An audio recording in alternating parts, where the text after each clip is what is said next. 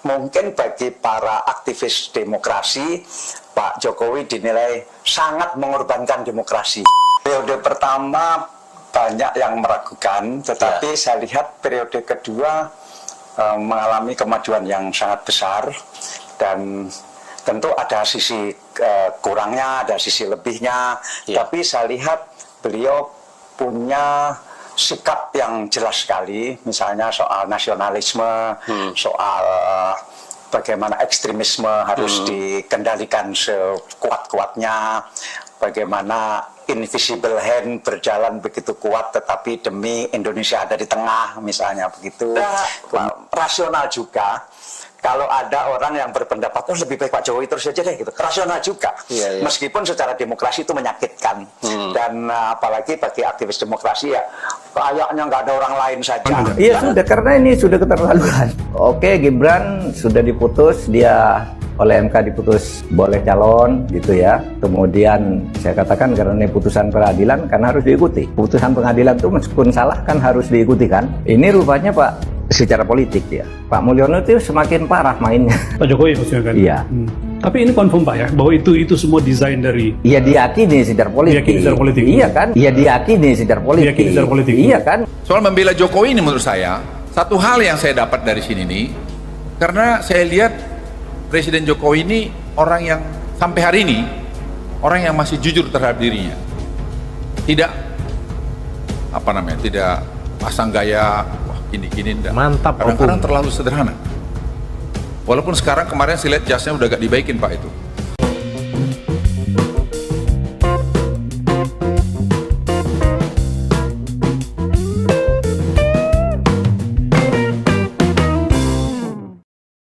Assalamualaikum warahmatullahi wabarakatuh. Shalom, Om Swastiastu, Namo Buddhaya, salam kebajikan, salam sejahtera bagi kita semua. Rahayu Rahayu. Kembali lagi dengan saya di sini Leonardo Sirait di channel yang sangat luar biasa ini teman-teman ya. Ini banyak sekali kata teman-teman bilang Sirait Media itu banyak intelnya gitu ya, komentar-komentarnya. Dan A1 dibilang enggak teman-teman, kita bawa mengikuti arus aja. Kita melihat sosok Pak Jokowinya gitu. Jadi akhir-akhir ini kan sebentar lagi mau habis purna jabatan Pak Jokowi. Kita harus memberikan apresiasi. Saya berpikir apa yang bisa kita bagikan gitu, sebagai kita juga konten kreator, kita akan mengangkat semuanya tentang Pak Jokowi. Walaupun banyak sekali yang nggak suka, walaupun banyak sekali yang memfitnah, membenci Pak Jokowi di akhir-akhir masa jabatannya, tapi yang jelas kita terus menyala abangku gitu ya. Kita tetap menjadi terang di satu titik itu teman-teman. Jangan sempat redup. Kita terus harus menyuarakan bahwa Pak Jokowi ini harus terus kita apresiasi. Karena apa? Karena dia sudah bekerja keras melayani rakyat Indonesia dari hampir 10 tahun ini. Oke teman-teman ya. Di situ teman-teman, kali ini kita akan membahas tentang Pak Dahlan Iskandar ya. Pokoknya beliau membongkar fakta yang sangat menarik selama 10 tahun kepemimpinan beliau gitu ya. 5 tahun terakhir semasa kepemimpinan Pak Jokowi ya.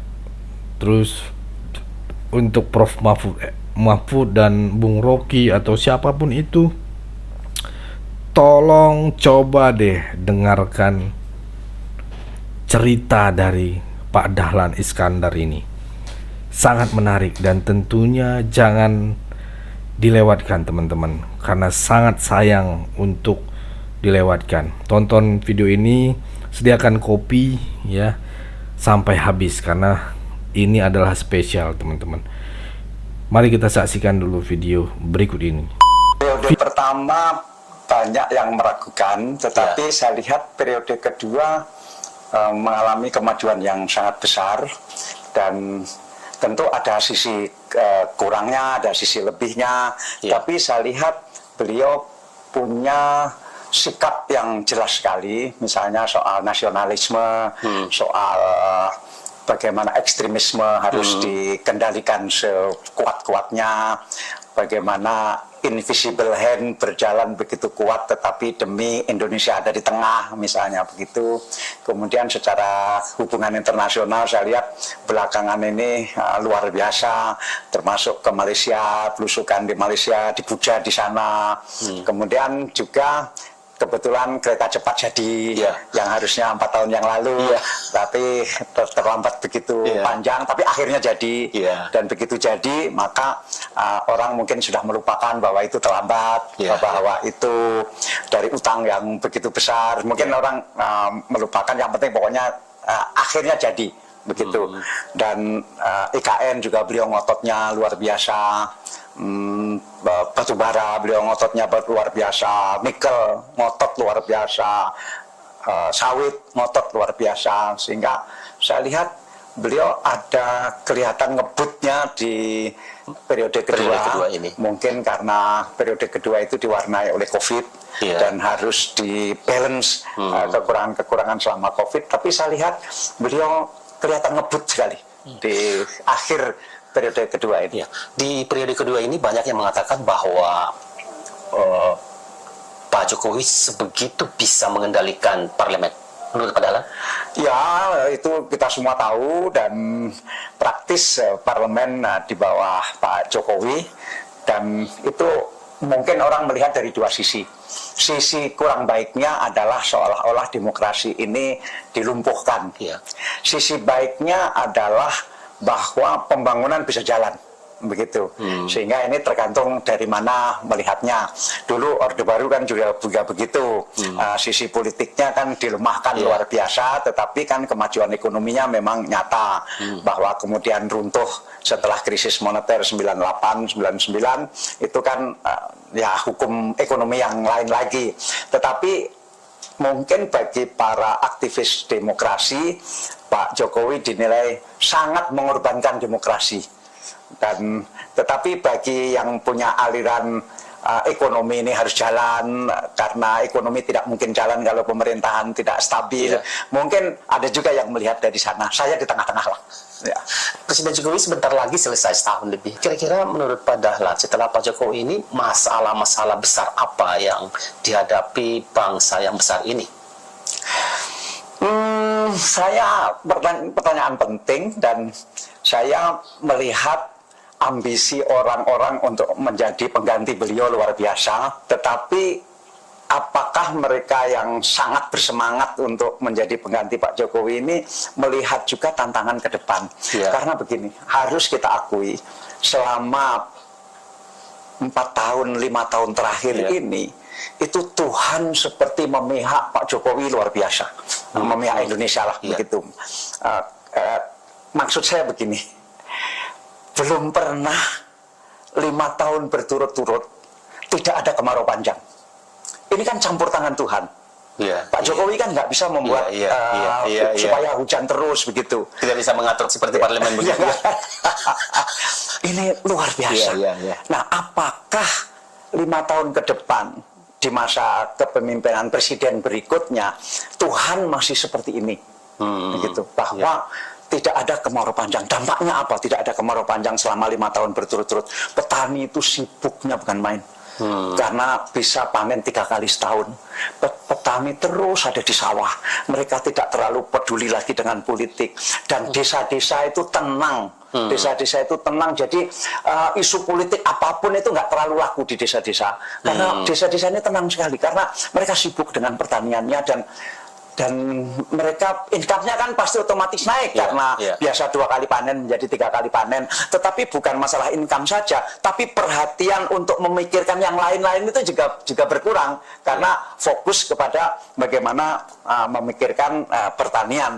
Kebetulan juga misalnya sistem pupuk subsidi. Nah, kalau ini pemerintah, hasil dari pemerintah itu serius sekali menangani pupuk subsidi sampai pakai kartu. sehingga betul-betul subsidi pupuk ini sampai kepada orang yang memerlukan. Misalnya tidak ada orang kaya itu misalnya punya sawah di atas 2 hektar, itu dapat subsidi pupuk, itu nggak bisa lagi sekarang, karena by name, by address, dikontrol dengan kartu. Dan meskipun petani males menyimpan kartu itu, kartunya biasanya disimpan di tempat agen pupuk, tapi apapun itu, saya mengakui ini keberhasilan yang luar biasa besar, karena subsidi pupuk ini dulu selalu heboh, sampai ada pupuk diberi warna, itu kan sangat kuno sekali, padahal bisa diatur dengan kartu. Nah sekarang itu saya anggap itu berhasil. Mungkin juga termasuk ini hasil Menteri Pertanian. Saya tidak tahu, ini karena Presiden, karena Menteri Pertanian, saya tidak tahu. Meskipun Menteri Pertaniannya sekarang tapi campur tangan Tuhan itu masih ada satu lagi. Harga komoditi selama 5 tahun terakhir itu ampun deh bagusnya. Sawit bagus sekali, batu bara luar biasa bagus, kemudian nikel bagus. Ini negara ini punya uang karena 3 hal ini. Nah, padahal kita semua tahu dalam buku ekonomi bahwa harga komoditi itu kan selalu begini, terus ini hukum harga komoditi seperti itu. Nah, apakah presiden berikutnya ini masih mengalami harga komoditi yang begini terus begini, apa mungkin begitu? Karena hukumnya itu setelah naik itu akan turun begitu. Aduh, kalau sampai ini terjadi 5 tahun ke depan, ada kemarau panjang, kemudian harga komoditi jatuh, alangkah pusingnya presiden yang akan datang ini. Dan itu tidak dialami oleh Pak Jokowi begitu. Dan berarti ke depan ini memerlukan presiden yang harus siap seandainya kemarau panjang terjadi. Satu itu jadi dia harus siap kemarau panjang terjadi. Kedua, harga komoditi jatuh, begitu. Nah, dan Pak Jokowi harus diakui juga, sebenci-benci apapun kepada Pak Jokowi harus diakui, untuk kemarau panjang itu Pak Jokowi menyiapkan banyak sekali embung. Yang ini kalangan elit mungkin tidak mencatat sebagai prestasi yang perlu dihargai, embung. Sehingga kelak mungkin seandainya terjadi kemarau panjang, mungkin agak sedikit tertolong karena proyek-proyek embung ini banyaknya luar biasa.